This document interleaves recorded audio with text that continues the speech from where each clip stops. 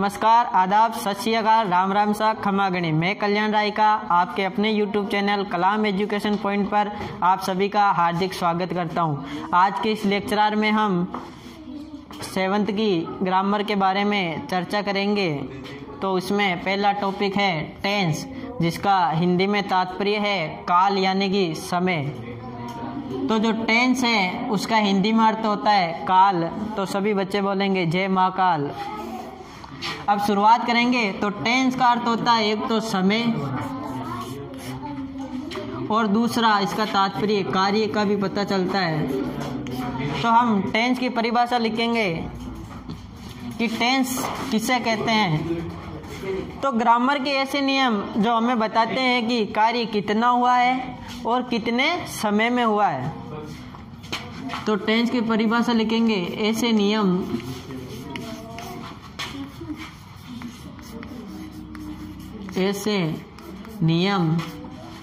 जो हमें बताते हैं कि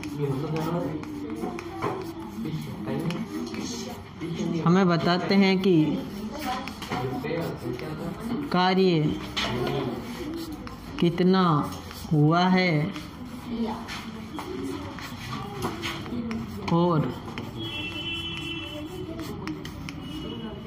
किस समय में हुआ है।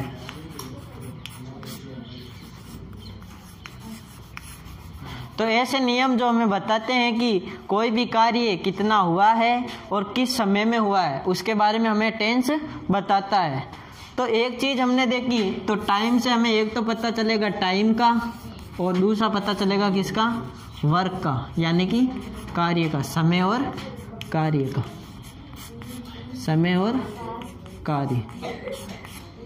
अब हम जानते हैं कि जो समय होता है वो 3 प्रकार का होता है। एक तो पास्ट जो बीत गया, और दूसरा है प्रेजेंट जो चल रहा है, और फ्यूचर आने वाला कल।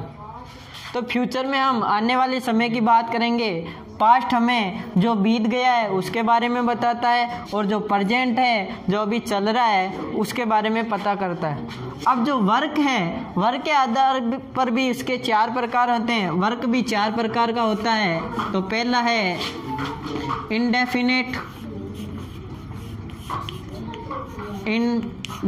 यानी अनिश्चित। डेफिनेट मैं ये काम डेफिनेटली करूँगा तो इसका होता है निश्चित। अब इनडेफिनेट इसका विपरीत यानी कि अनिश्चित। कोई भी कार्य होता है वो इसका एक प्रकार होगा, कार्य का क्या होगा, इनडेफिनेट यानी कि अनिश्चित। दूसरा कंटिन्यूअस, कोई भी कार्य है वो चल रहा है अभी तो वो कंटिन्यूअस कहलाएगा। और तीसरा है perfect, mister Aamir Khan, mister perfect यानी कि उसमें कोई कमी नहीं है। तो परफेक्ट में क्या होगा, कोई भी कार्य क्या होगा, समाप्त हो चुका होगा। और इसका 4th प्रकार है परफेक्ट कंटिन्यूअस।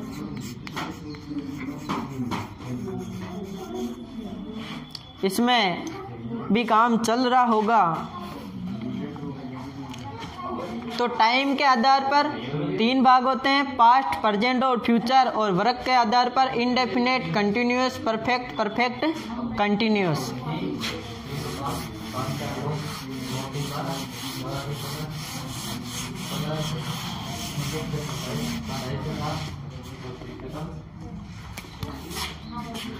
तो हम जानते हैं टाइम को कितने भागों में बांटा गया है, 3 भागों में, पास्ट, प्रेजेंट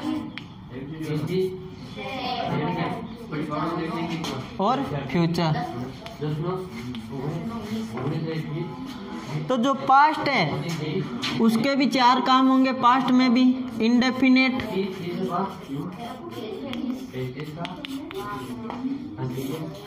कंटिन्यूअस,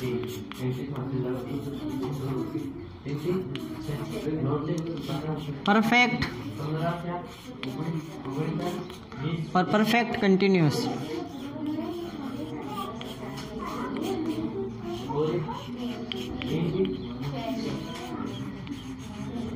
तो पास्ट में कितने प्रकार हो गए? Indefinite, continuous, perfect, perfect continuous. इसी प्रकार प्रेजेंट में भी 4 तरह के कार्य होंगे और फ्यूचर में भी 4 तरह के। तो ये हो गए 1 के 4, तो 4 × 3 = 12 यानी कि 12। तो टेंस कितने प्रकार के होते हैं? 12 प्रकार के होते हैं। आगे हम इनका अध्ययन करेंगे। तो पहला टेंस है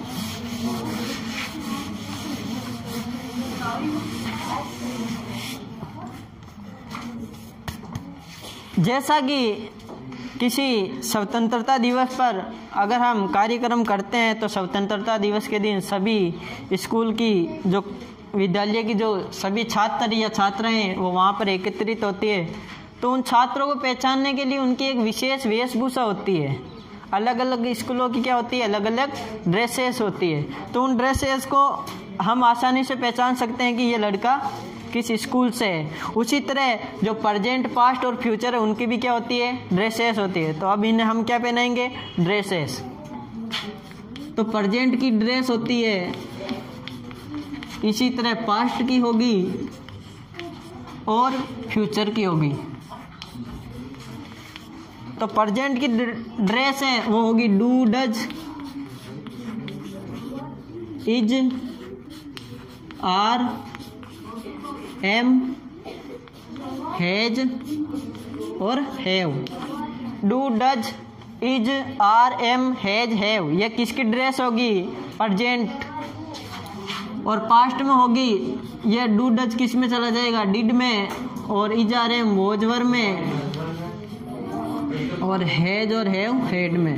तो डिड, वाज, वर और हैड ये किसकी ड्रेस होगी? पास्ट टेंस की। और फ्यूचर में will, shall, will be, shall be, will be और शेल बी और विल और शेल और विल हैव, शेल हैव ये किसकी होगी? फ्यूचर की। तो ये इन ड्रेसों को आपको याद रखना है। अब हमें पता चल गया कि कोई भी वाक्य दे दो, जैसे एग्जाम्पल के रूप में हम I do not understand English, इस वाक्य को हम आसानी से पहचान सकते हैं कि ये किस टेंस का है। जैसे कि ये किस टेंस की ड्रेस है? ये है प्रेजेंट टेंस की। तो ये वाक्य किस टेंस का है? प्रेजेंट टेंस का। इसी प्रकार कोई भी वाक्य हो, अगर आपको इनमें से कोई भी ड्रेस दिखे तो आप पता लगा सकते हैं कि कौन सा टेंस किस विषय का, कौन सा वाक्य किस टेंस का है। अब हम बात करेंगे एक एक टेंस के बारे में। तो पहला टेंस है प्रेजेंट इंडेफिनिट।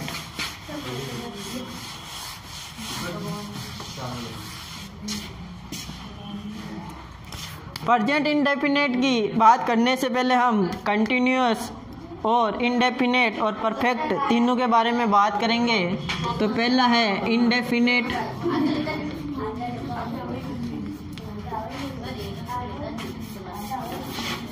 परफेक्ट, कंटिन्यूअस और परफेक्ट। इंडेफिनेट में हम वर्ब की फर्स्ट फॉर्म का प्रयोग करेंगे और कंटिन्यूअस में वर्ब की first form plus ING. Modi Mann Ki बात करता है, हम दिल की बात करते हैं, तो ये आईएनजी लगाना क्या होगा? ज़रूरी होगा। ये इसकी क्या है? दिल की धड़कन है। और परफेक्ट में हमेशा वर्ब की थर्ड फॉर्म का प्रयोग किया जाएगा, इसे भी आप ध्यान में रखिए। अब हम आते हैं present perfect, present indefinite tense पर। तो पहला टेंस है प्रेजेंट इंडेफिनिट, या सिंपल भी कह सकते हैं इसे। प्रेजेंट सिंपल टेंस भी यही है, प्रेजेंट इंडेफिनिट टेंस भी यही है। तो प्रेजेंट इंडेफिनिट टेंस, इसमें हमेशा वर्ब की फर्स्ट फॉर्म होगी, एस या ईएस होगा। ये इसकी क्या है? Helping verb.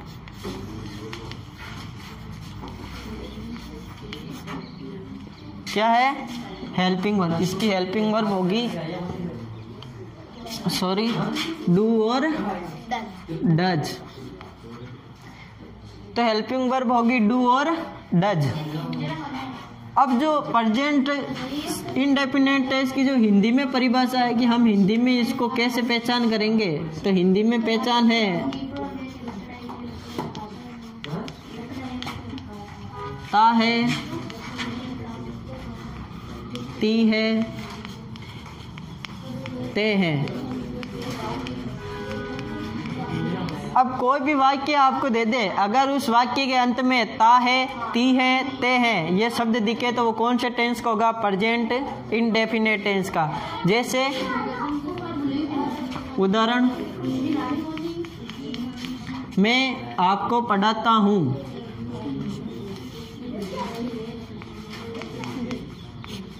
मैं आपको पढ़ाता हूँ, तो इसके अंत में ता हूँ आ रहा है, तो ये किस टेंस का होगा? प्रेजेंट इंडेफिनिट टेंस का।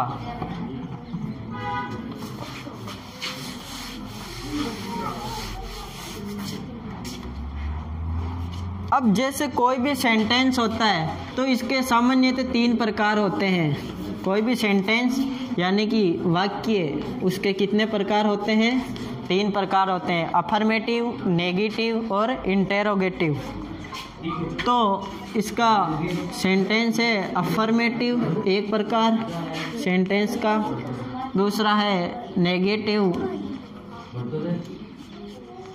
और तीसरा है इंटेरोगेटिव।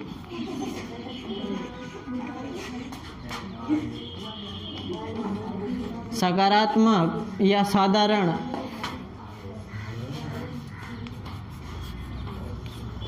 नकारात्मक, नेगेटिव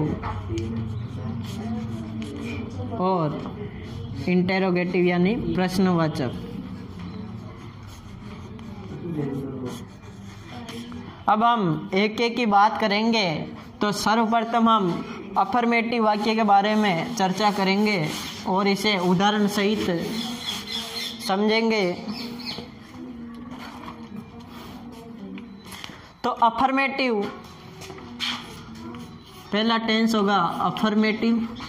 अफर्मेटिव के लिए सर्वप्रथम होगा सब्जेक्ट लेंगे, फिर वर्ब की फर्स्ट फॉर्म प्लस एस या ईएस प्लस ऑब्जेक्ट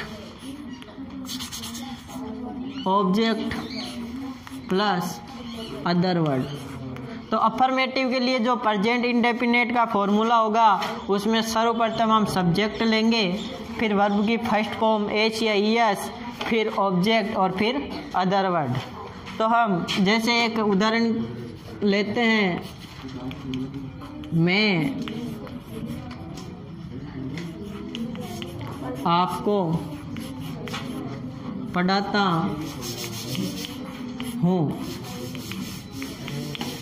तो आप इसमें देख सकते हैं ता हूँ किस टेंस की परिभाषा है? प्रेजेंट इंडेफिनिट की। और ये कौन सा वाक्य है? अफर्मेटिव यानी कि साधारण वाक्य है और इसमें सब्जेक्ट है मैं को हम कहते हैं आई। अब हम लगाएंगे वर्ब की फर्स्ट फॉर्म। इसमें वर्ब की फर्स्ट फॉर्म है पढ़ाना को इंग्लिश में कहते हैं टीच। अब जो वर्ब के फर्स्ट फॉर्म के साथ एस या ईएस कब आएगा? अगर जो पर्सन है वो फर्स्ट और थर्ड पर्सन है, फर्स्ट और सेकंड पर्सन है, तो एस या ईएस नहीं आएगा। और अगर थर्ड पर्सन है तो हम क्या लगाएंगे? एस या ईएस। इनके बारे में हम विस्तार से आपको बता देंगे।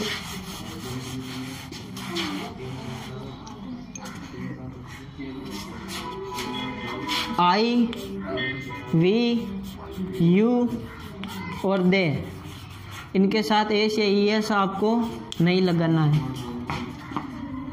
और जो बाकी बच्चे हैं ही, सी, इट, नेम, इनके साथ क्या लगाना है? एस या ईएस। अब एस या ईएस भी कब लगेगा? अगर जैसे इसमें टीच है तो इसका जो अंतिम वर्ड है वो क्या है, व्यंजन, तो व्यंजन के साथ हम क्या लगाएंगे, एस। अगर स्वर रहता तो क्या लगाते, ई एस। स्वर कौन कौन से, ए ई आई ओ यू, इनके साथ हमें ऐसा क्या लगाना है, ई एस। और बाकी जो व्यंजन बचे हैं उनके साथ हमें क्या लगाना है, एस लगाना है।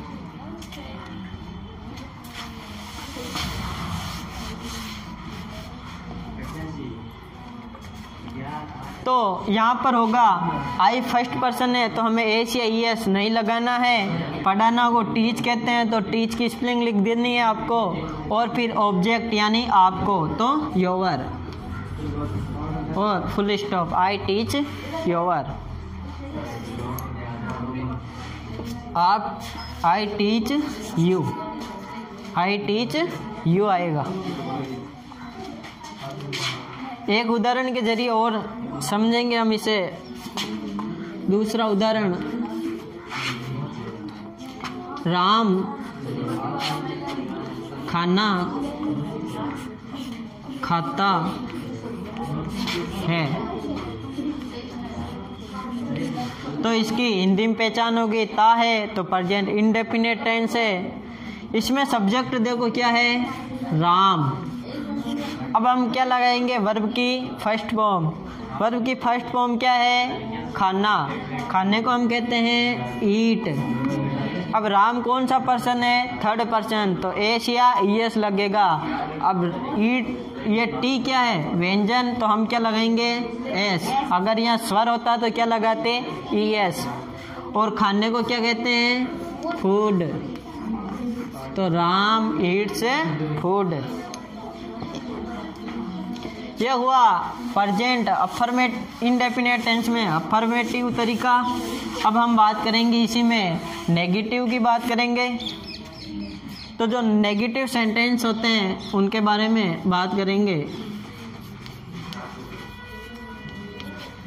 नेगेटिव के लिए फॉर्मूला होगा subject plus helping verb do does plus verb not plus verb की first form plus object plus other word.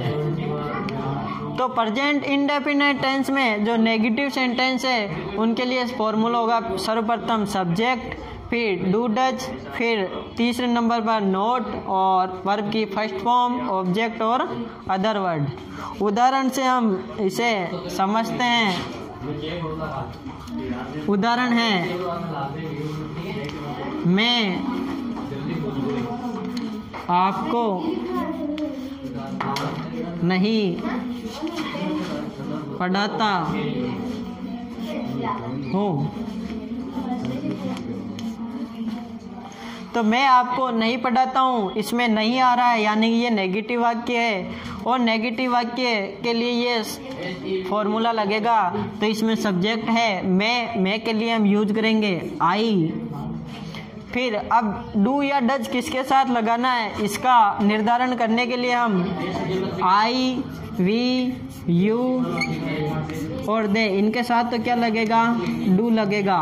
और बाकी जो बच्चे हैं third person he, she, it, name, इनके साथ हम क्या लगाएंगे, डज लगाएंगे। क्या यूज करेंगे, डज का प्रयोग करेंगे। जैसे आई, यहाँ कौन सा है, फर्स्ट पर्सन, फर्स्ट पर्सन के साथ डू लगेगा। फिर तीसरे नंबर पर आएगा नोट। अब वर्ब की फर्स्ट फॉर्म, वर्ब की फर्स्ट फॉर्म क्या होगी, पढ़ाना को टीच कहते हैं, तो I do not teach you. Object क्या होगा, आपको, आपको को क्या कहते हैं, यू, तो I do not teach you.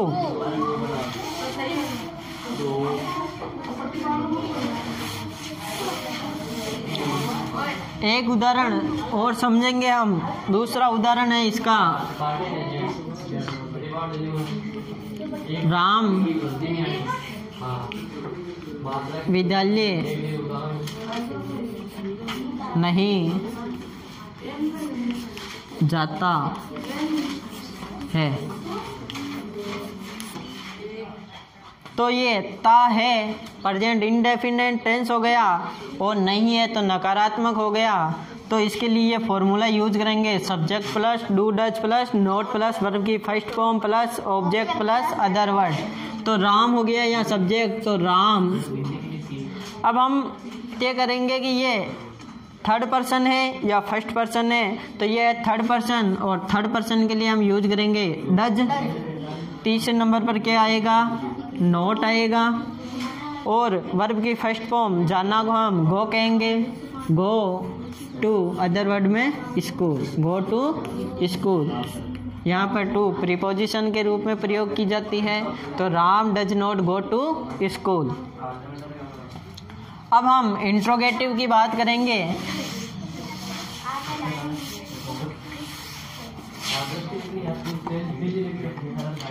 Interrogative वाक्य के बारे में चर्चा करते हैं। तो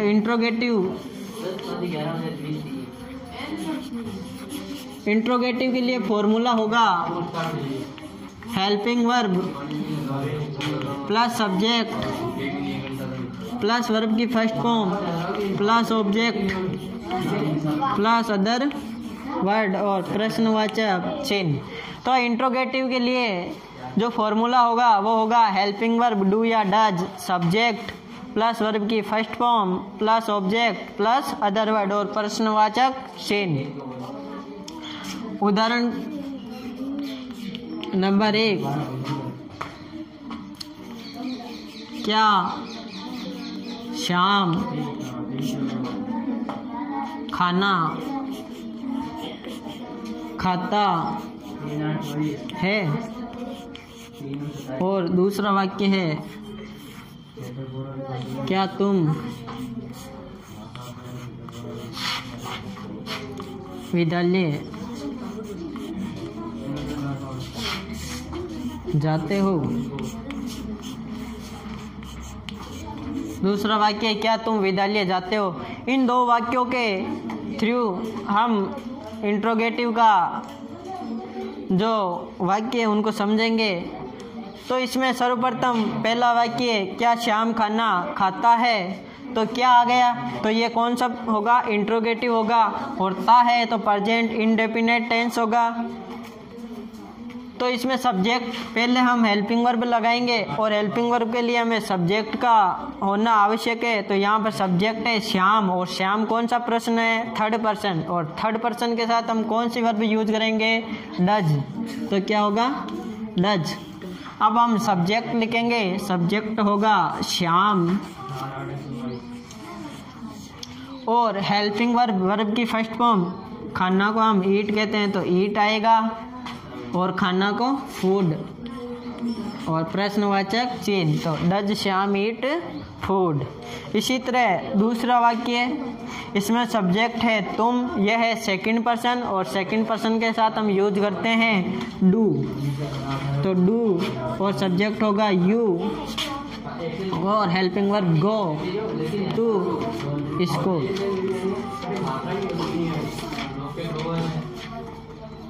तो क्या होगा, क्या तुम विद्यालय जाते हो, तो do you go to school.